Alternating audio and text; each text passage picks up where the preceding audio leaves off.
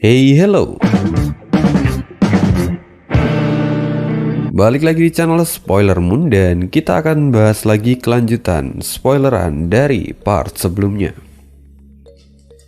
Di part sebelumnya, Zovan telah menggabungkan kelima pedang suci yang kemudian berubah menjadi True Body untuk Baby Blood. Sehingga Baby Blood kini memiliki raga dan berwujud seperti anak kecil. Karena itu dia juga diakui sebagai anak ketiga Zovan dan diberi nama Jiantong. Lalu di akhir part kemarin, Zovan itu memarahi Sange dan Jiantong yang sama-sama tidak bisa mengontrol diri mereka. Jadi, apa yang akan terjadi berikutnya? Kita akan lanjutkan lagi di part kali ini, part 241. Dan part kali ini Ane ambil dari kelanjutan bab 1181 sampai 1191. Setelah memarahi kedua anaknya, Zovan menarik kembali Jiantong masuk ke dalam tubuhnya. Semua orang mengepalkan tangan dan berkata pada Zovan dengan ketakutan, "Steward Zuo, apa yang Anda akan lakukan pada tuan muda Jiantong? Dia bahkan tidak segan untuk membunuh orang-orangmu sendiri. Dia terlalu berbahaya."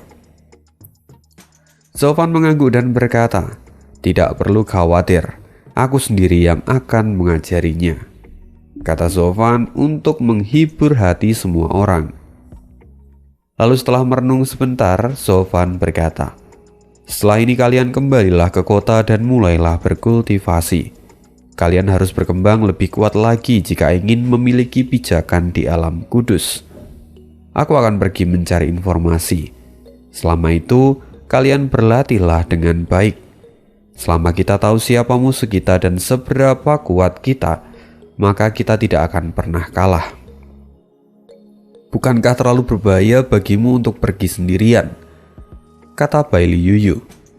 "Itu benar, aku akan menemanimu," kata Yuncang kemudian. Tapi Zovan melambaikan tangannya.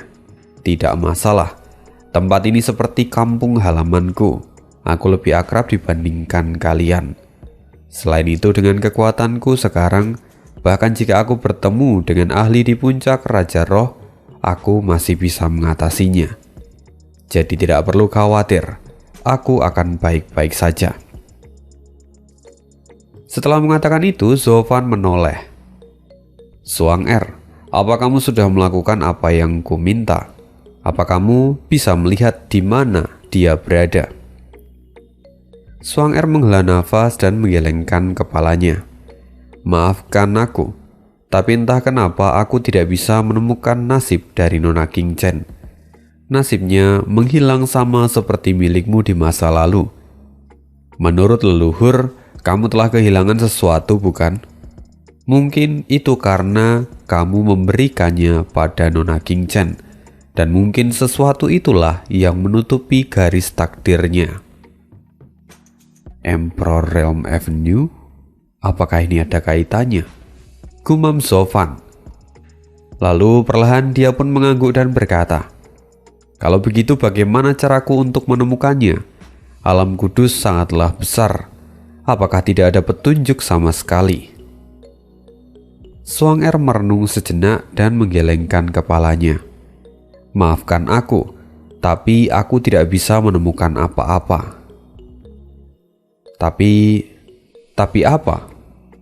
Kamu bisa menemukannya." "Aku? Ya." "Tidak mungkin. Aku tidak memahami ilmu perbintangan. Jadi bagaimana mungkin aku..." "Bukankah leluhur memberimu sebuah harta? Benda itu dapat memandumu untuk menemukan apapun atau siapapun yang ingin kau temukan," kata Suang-er dengan sedikit senyum di wajahnya. "Leluhur juga mengatakan bahwa sesuatu itu adalah milikmu, maka secara alami itu memiliki hubungan denganmu. Jika kamu menggunakan harta yang diberikan leluhur, maka kamu pasti bisa menemukannya dan juga menemukan Nona King Chen." Alis Zovan sedikit bergetar. Dia kemudian memikirkannya baik-baik. dan perlahan menganggukkan kepalanya. Jadi, bola hitam yang diberikan oleh Kaisar Yun padaku itu untuk tujuan ini. Tapi bagaimana caraku untuk menggunakannya? Temukanlah sendiri, karena aku juga tidak mengetahuinya, jawab Suang Er sambil mengangkat bahunya dan tersenyum kecil. Zhou-Fan kembali merenung dan kemudian menghela nafas panjang. Perlahan ketegasan muncul di matanya dan dia berkata, "Oke, aku akan memikirkannya sambil berjalan. Bagaimana aku harus mengambil langkah pertama? Selain itu, kepanikan yang disebabkan oleh Jiantong juga harus segera diredakan. Aku akan mencari waktu untuk menyetel anak ini." Setelah itu Zhou-Fan mengepalkan tangannya dan memberi hormat pada Suang Er, dan dia pun berbalik pergi. Semua orang melihat Zhou-Fan dan kemudian mereka mengepalkan tangan mereka untuk memberi salam. Singkat cerita, Zhou-Fan meninggalkan tempat itu. Dia kemudian menemukan sebuah gua kecil yang terpencil. Dia kemudian segera masuk ke sana dan memasang susunan formasi untuk menyembunyikan hawa kehadirannya dari dunia luar. Setelah itu, dia pun mengeluarkan bola hitam yang diberikan oleh Kaisar Yundi. Sebenarnya, Zhou-Fan datang ke alam kudus ini bukan hanya untuk membentuk kekuatan baru dan menaklukkan seluruh dunia, tapi semata-mata karena dia ingin bertemu dengan King Chen. Bagaimanapun, itu adalah urusan pribadinya, dan sebagai seorang pemimpin, dia tidak boleh melibatkan urusan pribadi dengan urusan publik. Karena itu, dia melakukan perjalanan ini secara mandiri. Zhou-Fan kemudian meletakkan bola hitam itu di tanah, dan dia menatapnya dengan sungguh-sungguh, lalu bergumam, "Bagaimana cara menggunakan benda ini? Orang tua itu benar-benar mengerjaiku karena dia tidak memberitahuku cara untuk menggunakannya. Lalu dari mana aku harus memulai?" "King Chen, di mana kamu?" Zhou-Fan menatap benda itu sambil terus memikirkan King Chen.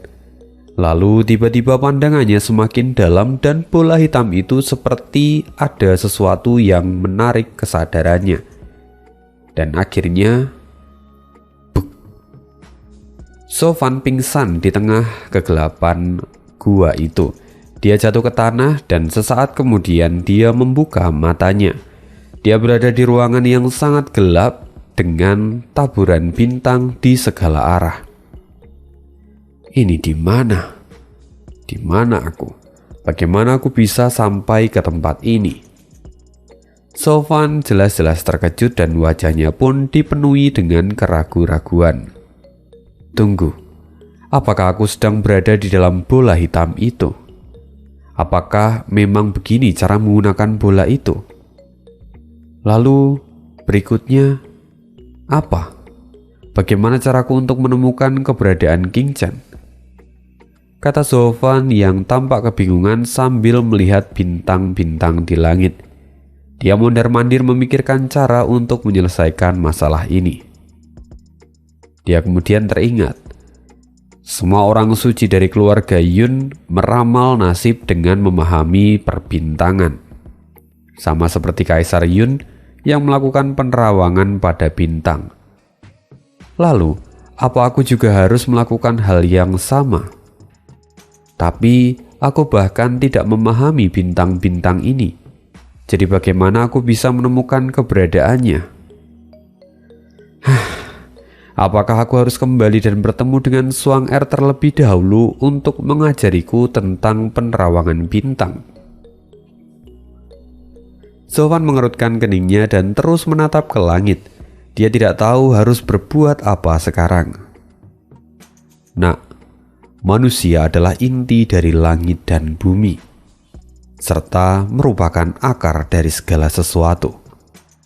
Ada 360 alam semesta kecil di dalam tubuh manusia dan menggambarkan seluruh langit dan bumi.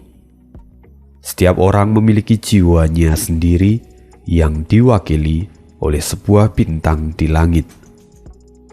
Jika kamu bisa memahami bintang-bintang itu, kamu juga bisa memahami jalan takdirnya. Sekarang di matamu bukan lagi bintang di langit, melainkan reinkarnasi alam semesta. Kamu tahu siapa yang ingin kamu temukan, maka kamu bisa mencarinya dengan bintang-bintang ini. Pahamilah hatimu baik-baik. Sebuah suara tiba-tiba masuk ke telinga Zovan dan itu membuat dia menjadi lebih fokus melihat pergerakan dari bintang-bintang. Dengan begitu Zovan menghabiskan waktu yang cukup lama di dalam sana. Dia mengamati setiap bintang dan semakin dalam dia melihat, energi spiritual di dalam tubuhnya pun ikut naik secara eksponensial. Selang beberapa waktu, Zovan akhirnya merasa bahwa bintang-bintang itu seperti menyatu dengan tubuhnya. Melihat bintang-bintang itu tidak ada bedanya seperti melihat anggota tubuhnya sendiri. Dia bisa merasakan semuanya, dan hanya dengan bernafas saja, Zovan bahkan bisa merasakan setiap pergerakan dari bintang-bintang itu. Lalu Zovan berkata dalam hati, "Aku ingin bertemu King Chen."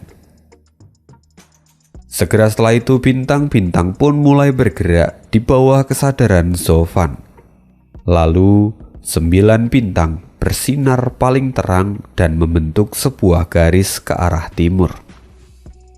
Ke arah timur, tiba-tiba saja Zovan bangun dengan bola hitam yang masih ada di sampingnya.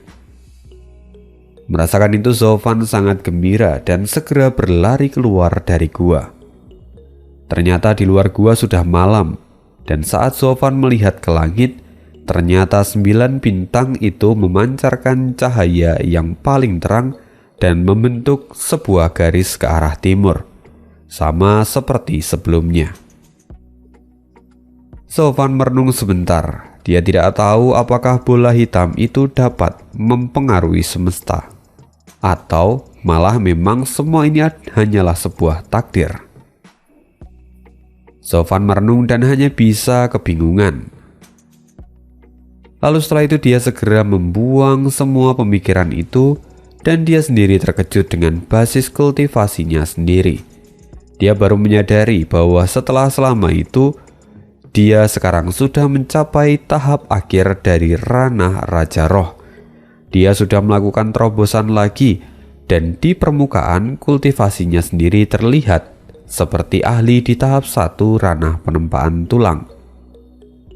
Artinya, tidak lama lagi dia akan memasuki ranah pengumpulan Qi. Setelah itu Zovan memutuskan untuk pergi ke timur berdasarkan bintang-bintang yang membimbingnya kali ini. Semakin jauh Zovan berjalan, bintang itu pun satu persatu mulai redup, sampai dia tiba pada bintang yang terakhir. Zovan melihat ke depan dan berkata, "Ini yang terakhir, artinya dia tidak akan jauh dari tempat ini." Lalu saat Zovan hendak melangkah maju lagi, dari kejauhan terdengar suara, "Senior, kali ini Tuan meminta kami untuk membawa gelas kaca berlapis emas ungu ini ke kota Yunlan. Kami diminta memberikannya ke paman dan yang lain, untuk bersaing dan memperebutkan harta dan peta lautan. Junior ini merasa ada sesuatu yang tidak benar di sini." "Ya, itu benar. Kenapa juga kita harus membawa gadis bodoh itu yang sangat-sangat biasa, entah itu dalam kekuatan ataupun bakat. Dibandingkan dengan senior, dia bahkan tidak ada apa-apanya. Tapi kenapa kita diminta untuk membawanya?" "Ya, itu benar. Guru sepertinya terlalu memanjakan anak itu." "Diam." Guru hanya ditipu oleh kata-katanya yang manis. Lagi pula, bagaimana mungkin gadis seperti itu bisa mendapatkan prestasi di sekte dan Xia? Itu adalah kenyataan, Tidak perlu khawatir, kita hanya harus mengikuti alurnya untuk sekarang," kata seseorang yang mereka panggil sebagai senior. Di kejauhan, Sofwan mengerutkan keningnya dan berkata, "Sekte dan Xia, bukankah itu adalah salah satu sekte legendaris di alam kudus?" Sofwan merenung sebentar, lalu kemudian memutuskan untuk mendatangi mereka. Dia turun ke dekat semak-semak lalu berjalan mendekati mereka. Di saat itu semak-semak pun berbunyi dan membuat semua orang menjadi waspada. "Siapa itu?" Sofwan kemudian keluar dari dalam semak-semak dan dia memasang wajah tertekan karena merasakan niat membunuh yang luar biasa. Lalu Sofwan dengan panik berkata, "Mohon maaf, saya hanya seorang pejalan kaki. Saya sebelumnya tersesat dan tidak memiliki niat jahat." Tubuh Sofwan gemetaran. Mereka semua menatap Sofwan, dan saat menyadari bahwa basic kultivasi Sofwan hanya ada di ranah penempaan tulang, mereka langsung melepaskan kewaspadaan mereka. Lalu para junior itu mencibir, "Di usia yang begitu tua, bagaimana bisa ada orang yang masih berada di ranah penempaan tulang? Selain itu, apa yang kau lakukan di tempat seperti ini? Jika ada binatang roh yang melihatmu, maka dia akan memakanmu dalam satu gigitan." Sofwan menundukkan kepalanya. "Maafkan saya tahu ini berbahaya, tapi hanya ini satu-satunya cara untukku mencari nafkah. Aku hanya bisa mengumpulkan bahan obat saja untuk menyambung hidup." Sofwan kini diam-diam mengamati kultivasi dari kumpulan wanita itu. Rupanya 3 dari mereka berada di puncak ranah Raja Roh, 2 di tahap menengah dan 1 di tahap awal. Lalu 3 sisanya berada di puncak ranah Guiyuan. Jika hanya sekelompok kecil ini, akan sangat mudah untuk Sofwan menangani mereka semua. Tapi Sofwan masih pura-pura membungkuk. "Nona, jika boleh saya tanya, tempat apa di depan sana? Saya sudah tersesat di dalam hutan selama 3 bulan. Saya tidak menemukan jalan keluar selama ini." "Hah? Kau hanya berada di ranah penempaan tulang. Sangat wajar jika kau tidak bisa terbang dan mencari jalan keluar," kata para wanita itu sambil mencibir Sofwan. Lalu kemudian seorang perempuan berkata, "Nak, kusarankan segeralah kembali. Hutan ini bukanlah taman bermain. Jika kamu maju semakin dalam, maka hanya ada kematian yang akan menantimu." "Benarkah? Kenapa begitu?" "Ya, itu karena di depan sana adalah sekte dan Xia," kata seorang perempuan yang ada di sana sambil tertawa. Mendengar itu, Sofwan menggetarkan tubuhnya dan wajahnya pun tenggelam. Dia seolah-olah sangat ketakutan. "Kamu seharusnya sudah pernah mendengar ini, bahwa aturan di dalam sekte dan Xia sangatlah ketat. Siapapun yang tidak diundang tidak diizinkan untuk masuk. Jika kamu memaksa diri untuk masuk, maka kamu akan dihukum dengan sangat berat.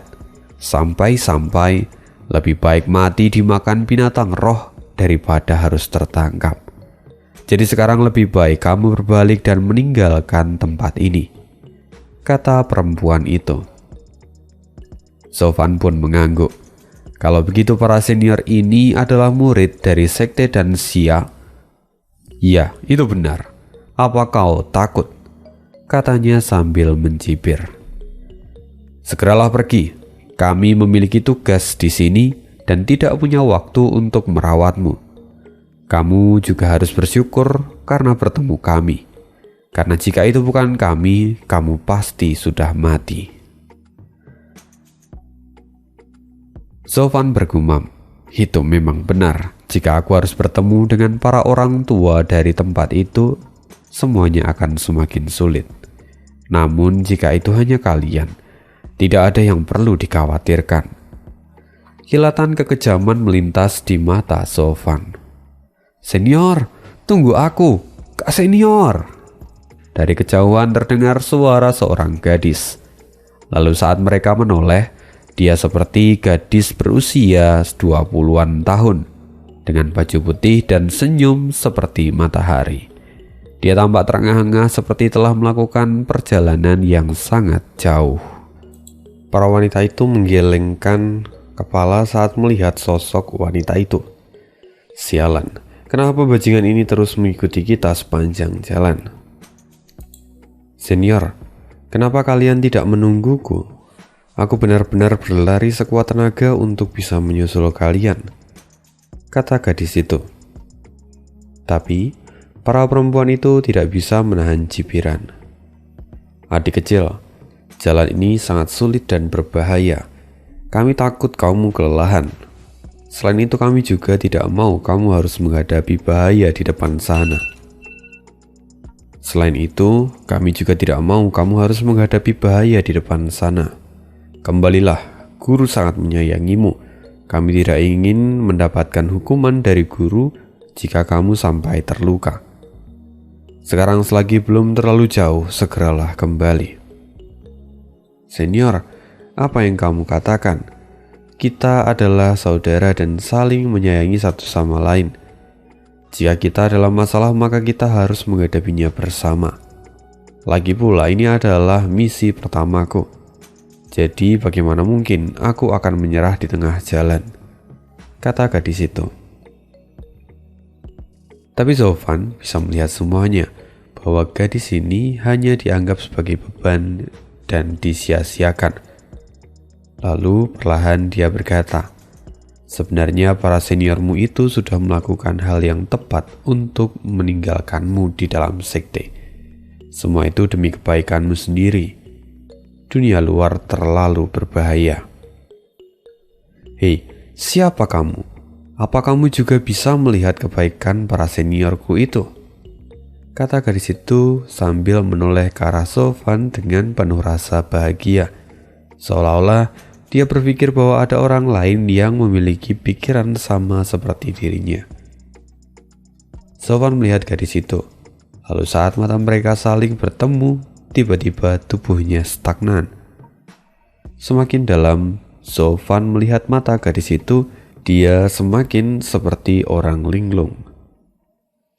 Gadis itu terlihat cantik, namun bukanlah yang paling cantik. Jadi dia tidak membuat orang yang memandangnya sampai terpesona. Tapi saat Sofan melihat mata dari gadis ini, itu terasa sangat familiar. Bahkan dia bisa merasakan jantungnya sampai berdebar di saat yang sama. Gadis itu juga menatap Sofan lalu menjadi bingung. Dia juga merasakan perasaan yang aneh, lalu berkata, "Tuan, apakah sebelumnya kita pernah bertemu?" Sofan menatap gadis itu dan berkata, "Siapa namamu?" "King Chen, Chu King Chen," jawabnya. Tubuh Sofan langsung bergetar dengan hebat. Bibirnya bahkan sampai ikut bergetar. "King Chen, namamu bahkan masih sama." Sofan tiba-tiba mengulurkan tangannya dan membelai pipi cucu. Matanya terus memandang cucu tanpa berpaling sedikit pun. Sedangkan cucu pun entah kenapa tidak ingin menolaknya. Bahkan jika tangan pria itu kasar, tapi dia merasa ketenangan yang belum pernah dia rasakan sebelumnya. Seolah-olah dia sudah mengenal Sofan dengan sangat baik. Sebuah pukulan yang kuat mendarat di wajah Sofan sampai membuat Sofan tidak siap dan terlempar lalu tersungkur di tanah. Itu jelas mengejutkan juga untuk cucu. Dia segera mendapatkan kembali kesadarannya, lalu pipinya pun menjadi memerah karena malu. "Bocah bau, kau terlalu bernyali. Bahkan murid sekte dan Syia kami pun kau lecehkan. Sepertinya kau sudah bosan hidup," kata perempuan yang sebelumnya. Lalu dia melangkah maju dan menendang Sofan 2 kali. Tangan Sofan mengepal erat dan niat membunuh terlintas di matanya. Jika saja tidak ada cucu di sana, dia pasti sudah menghabisi perempuan ini. Tapi, karena orang-orang ini adalah saudara seperguruan dari cucu, maka Sofan tidak bisa mengambil tindakan. Dia tidak ingin membunuh orang-orang milik istrinya di depan matanya. Karena itu, akan menjadi kenangan yang tidak menyenangkan.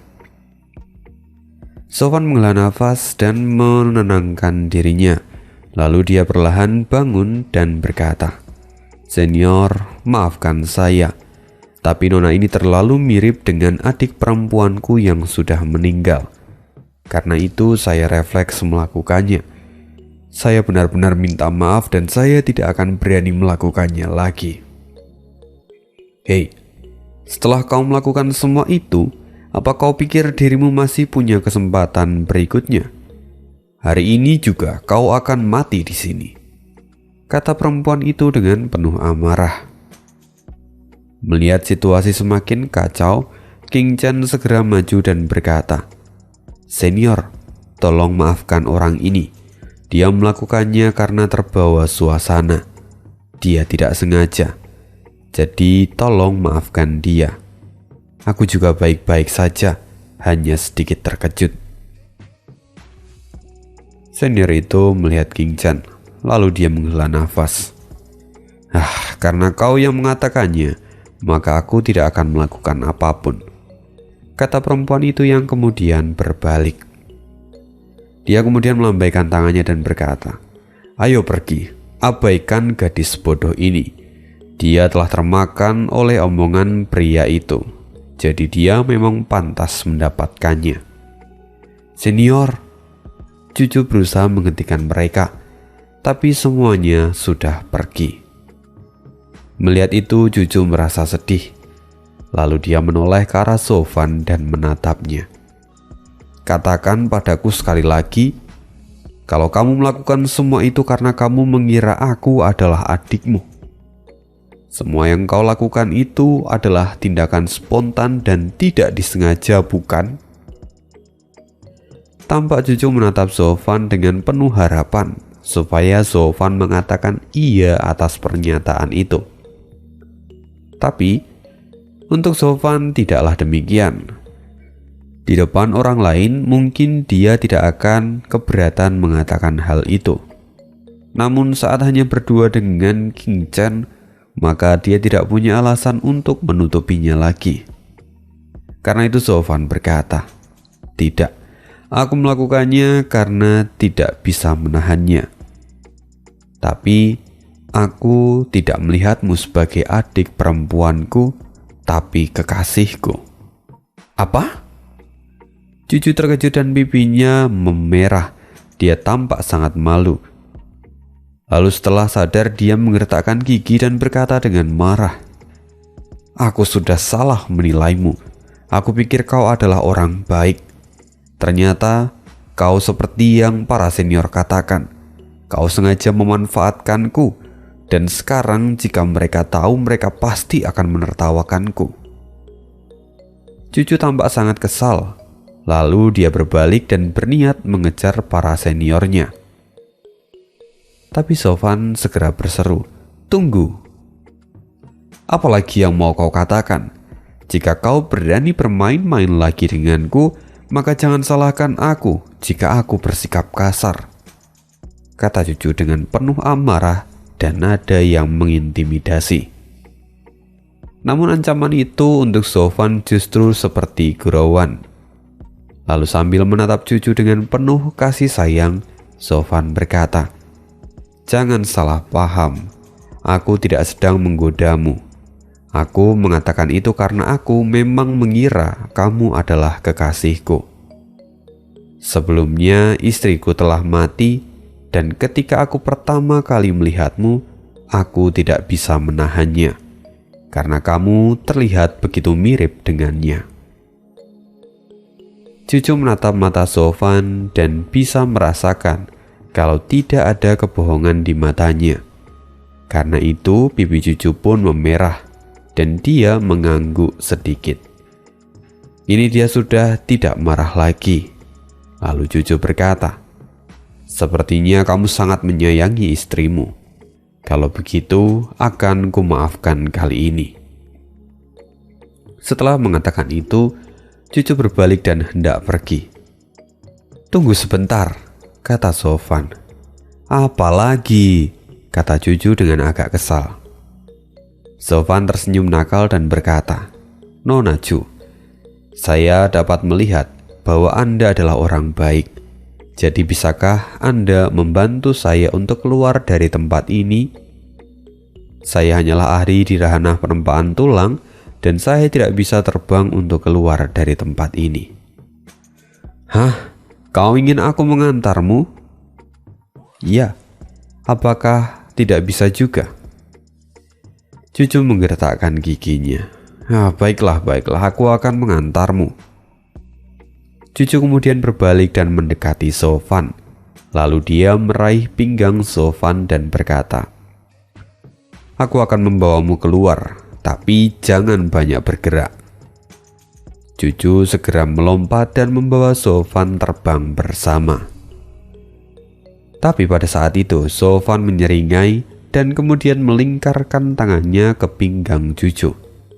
Cucu terkejut dan langsung berteriak, "Hei, apa yang kau lakukan? Lepaskan tanganmu."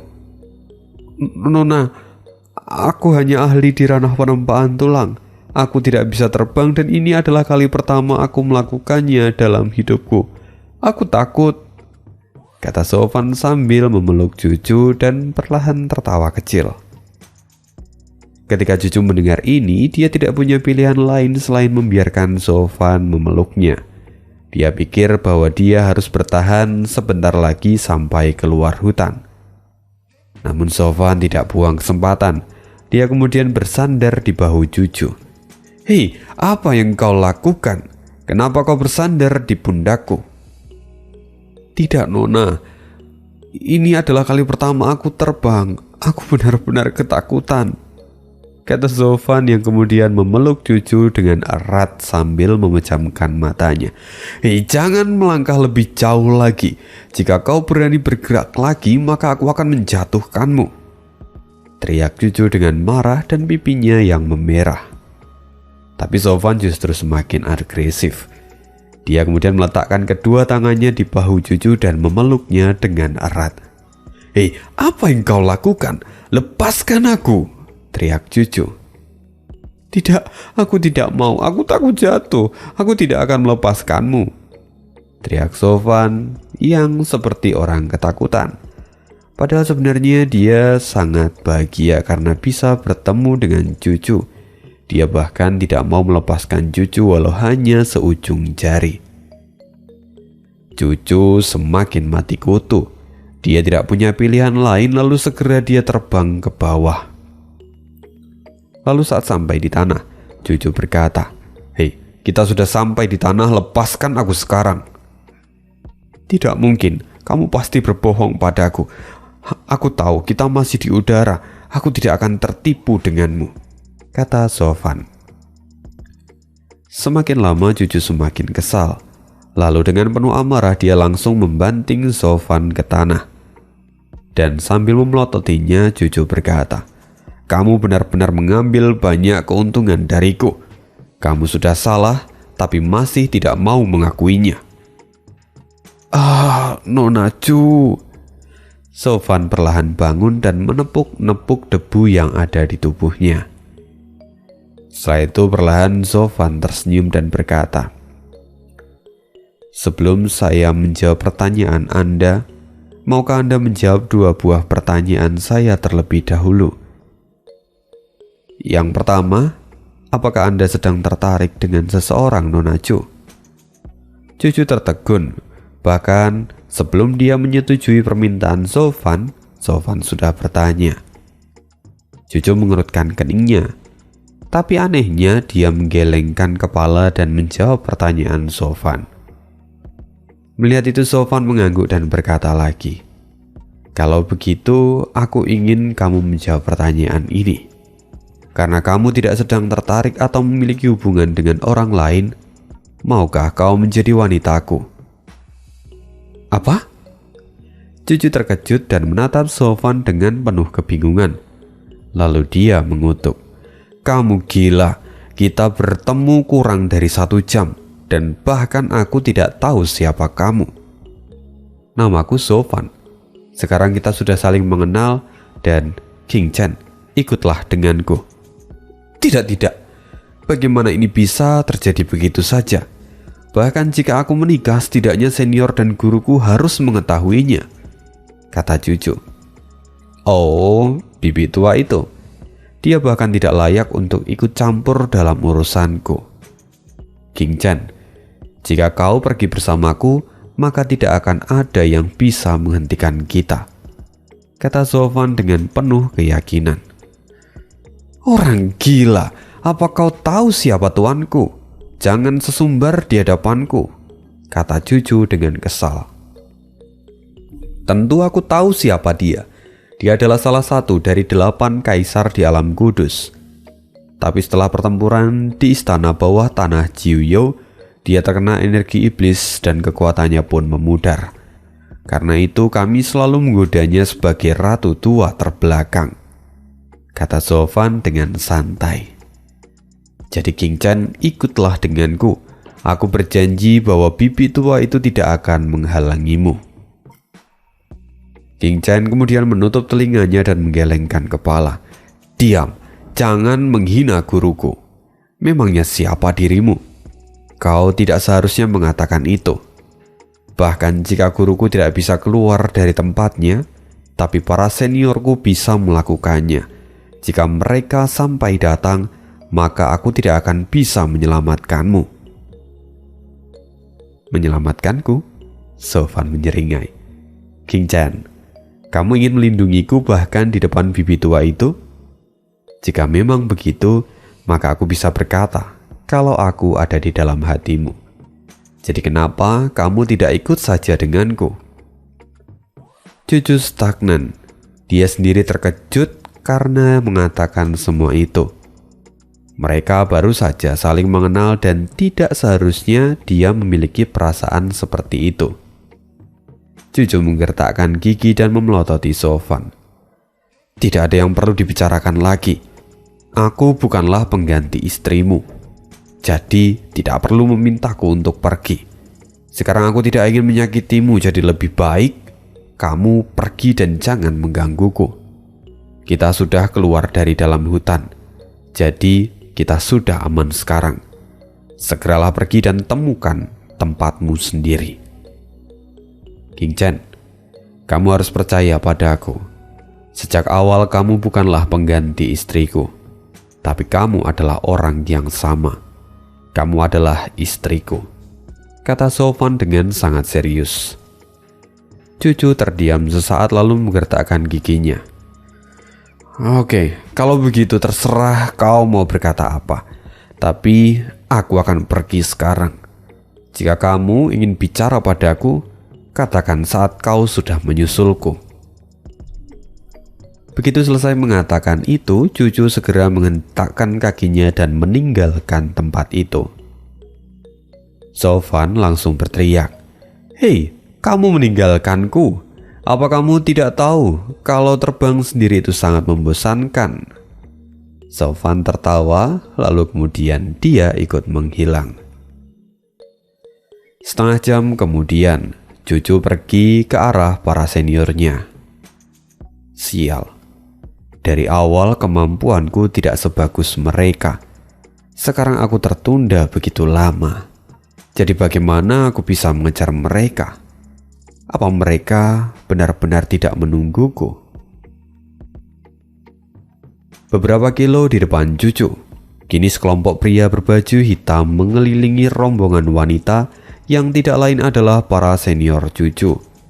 Lalu di sana, ketua mereka berkata, "Fang Min, sebagai senior tertua dari sekte dan Xia, tentu kamu tidak akan tega melihat kematian dari saudara-saudarimu ini. Jadi, cepat serahkan cangkir berlapis emas ungu itu. Jika tidak, maka bersiaplah untuk menyesalinya." Fang Min yang ternyata adalah pemimpin dari rombongan itu menggertakkan giginya. Kini semua anggota kelompoknya sudah ditahan. Hanya dia yang masih berdiri dan memberikan perlawanan. Lalu di saat genting itu Cucu datang, dia kemudian berteriak, "Orang gila, kalian terlalu berani karena menyakiti para seniorku." Gerombolan pria berbaju hitam itu melirik ke samping dan tersenyum. Mereka bisa melihat basis kultivasi Cucu yang hanya berada di ranah Guiyuan tahap 7. Lalu seorang pria menghempaskan tangannya dan dengan sapuan energi itu membentur tubuh Cucu. Sampai akhirnya Cucu pun terpental dan memuntahkan seteguk darah dari mulutnya. Pria itu tertawa. Para murid dari sekte dan Xia benar-benar bodoh. Kalian bahkan mengirimkan seorang murid dari lapisan ke-7 ranah Guiyuan untuk menghadapi kami. Para pria itu pun kemudian tertawa.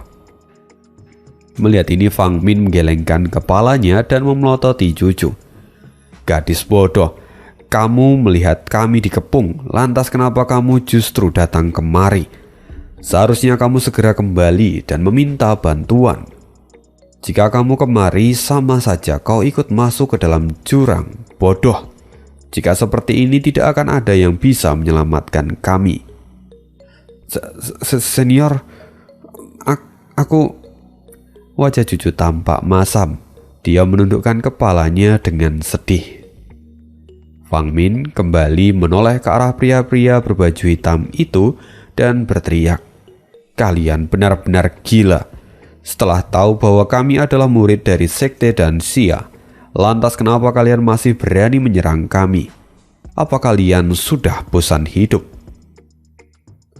Justru karena kami ingin hidup, maka kami tidak akan segan pada kalian," kata pria itu sambil melangkah maju ke depan. "Lagi pula jika kami tidak ingin dikejar oleh sekte dan Xia, maka kami hanya harus menghabisi kalian semua sehingga tidak akan ada saksi mata. Sekarang, di mana harta itu? Aku membutuhkannya karena sekelompok pria besar sedang menginginkannya," kata pria itu sambil menyeringai. Fang Min menggertakkan giginya. Jika dia gagal di sini, maka itu akan mencoreng wajahnya. Bagaimanapun dia harus selamat, karena masa depannya adalah memimpin sekte dan Xia. Fang Min tiba-tiba terpikirkan sebuah ide dan kembali melihat ke arah Cucu. Dia segera mengeluarkan cangkir kaca berlapis emas ungu itu dan melemparkannya ke arah Cucu. "Junior, bawa harta itu pergi sejauh yang kau bisa. Aku akan menahan mereka di sini. Jangan pernah menoleh ke belakang dan larilah sekuat tenagamu. Jangan pernah mengecewakanku." Tapi senior, cepat pergi. Aku tidak bisa menahan mereka untuk waktu yang lama," teriak Fang Min. Cucu tidak punya pilihan lain. Dia segera menggenggam harta itu dan berbalik lalu berlari. Dia percaya pada seniornya dan dia harus segera mencari bantuan untuk menyelamatkan mereka. Para pria besar itu melihatnya dan segera berteriak, "Hentikan gadis itu! Jika dia sampai pergi, maka kalian tidak akan pernah bisa kembali." Mereka segera mengangguk dan satu persatu melesat ke udara mengejar Cucu. Fang Min berdiri di depan mereka semua dan menahannya untuk beberapa saat. Tapi sebenarnya itu hanyalah simbolis. Saat Cucu tidak lagi bisa melihat ke belakang, dia berhenti dan membiarkan semua orang itu pergi. Perlahan senyuman terlihat jelas di wajah Fang Min. Jadi, setelah itu Cucu pun dikejar oleh segerombolan pria itu. Dan apa yang akan terjadi nanti? Apakah Cucu akan mati? Ataukah mungkin akan ada pangeran berkuda putih yang datang menolong Cucu? So, see you di next video dan bye.